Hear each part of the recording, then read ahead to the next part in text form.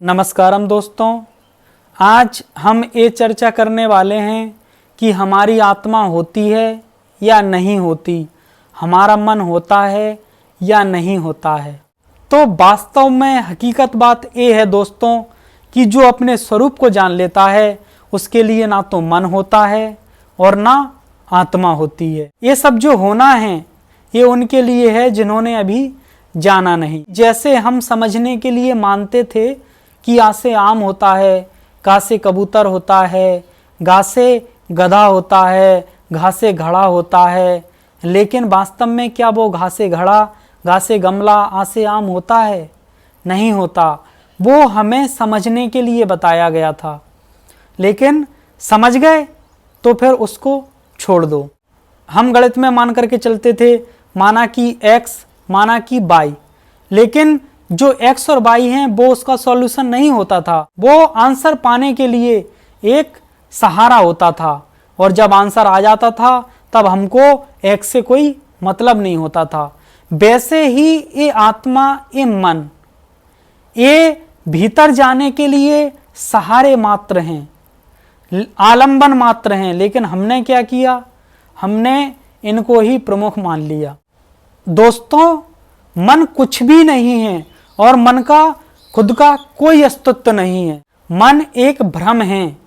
मन उसी तरीके से है जैसे अग्नि होती है, और अग्नि जब अच्छी तरह से नहीं जल पाती है, उसमें अच्छा ईंधन नहीं दिया जाता है, तो उसके आसपास एक धुआं की परत बन जाती है। तो उस धुआं का खुद का कोई अस्तित्व नहीं है। उसका जो होना है वो अग्नि में गलत ईंधन पड़ने से, जो ईंधन जल नहीं पा रहा है उसके कारण से है। लेकिन यदि ईंधन अच्छा दिया जाए तो फिर धुआं नहीं रहेगा। तो दोस्तों, जिसे हम मन कह रहे हैं वो विचारों और भावनाओं की एक परत है जो हमारे आनंद स्वरूप के आसपास में उत्पन्न हो गई है, लेकिन उसका खुद का कोई अस्तित्व नहीं है। और वो उत्पन्न कैसे हुई? जैसे हमने अग्नि में ऐसा ईंधन डाला जो जलने लायक नहीं था, हमने उसमें गीली लकड़ियां डाल दी, हमने उसमें गीले कंडे डाल दिए, वो जल नहीं पा रहे हैं, तो क्या हो रहा है? धुआं पैदा हो रहा है, और वह धुआं बहुत आंखों में चुभता है। उस धुएं से बहुत घुटन होती है, सांसें रुकने लगती हैं।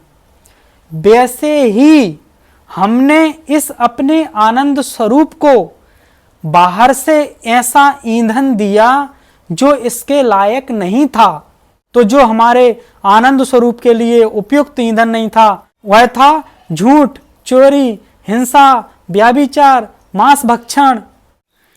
इन सब के कारण हमारे आनंद स्वरूप के आसपास ये विचारों और भावनाओं की एक परत बन गई जिसे हम मन कहते हैं। तो हमारे आनंद स्वरूप के लिए उपयुक्त ईंधन कौन सा था जिसे हम देते? जैसे अग्नि में खूब अच्छा ईंधन दिया जाए तो धुआं की कोई परत नहीं बनती। वैसे ही इस हमारे आनंद स्वरूप को जब सत्य, अहिंसा, प्रेम, करुणा, वात्सल्य ये सब मिलता था तो कोई विचार, कोई भावनाएं, कोई मन होता ही नहीं था। ये तभी हुआ है जब से हमने इस आनंद स्वरूप में ये उसके स्वभाव के विपरीत ईंधन देना शुरू कर दिया। तो उसके स्वभाव के अनुरूप ईंधन देने के लिए क्या करना होगा? उसका जो आनंद स्वरूप है उसका पोषण किससे होता है? उसका पोषण होता है ध्यान से। ऐसा कहते हैं कि ध्यान हमारे आनंद स्वरूप का आहार है, और जब उसे आहार मिलने लगेगा, जैसे अग्नि को अच्छा ईंधन मिलने लगता है, वह प्रदीप्त होने लगती है तो कोई धुआं नहीं रहता, वैसे ही हमारे आनंद स्वरूप को जब उसका ईंधन मिलने लगेगा, प्रेम, आनंद, मौन, करुणा, वात्सल्य ये सब मिलने लगेगा, तो ये मन है जिसे हम मान रहे हैं वो रहेगा नहीं, विचार रहेंगे नहीं, भावनाएं रहेंगी नहीं, और उसी को हम अपना होना कहते हैं, उसी को हम ब्रह्म कहते हैं, उसी को हम अपनी शून्य अवस्था कहते हैं, उसे ही विचार शून्य अवस्था कहते हैं, उसे हम कुछ भी कह सकते हैं।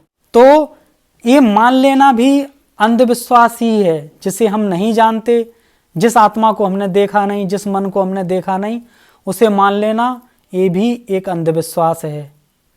तो किसी चीज़ को जान लेना ही सच्चा विश्वास है, और जब हम उसे अपने अनुभव से जान लेते हैं, वो विश्वास कभी टूटता नहीं है। और दूसरे की सुनी सुनाई बातों को जब हम मानते हैं तो ऐसा विश्वास, बनाया हुआ विश्वास, टूट जाता है। धन्यवाद।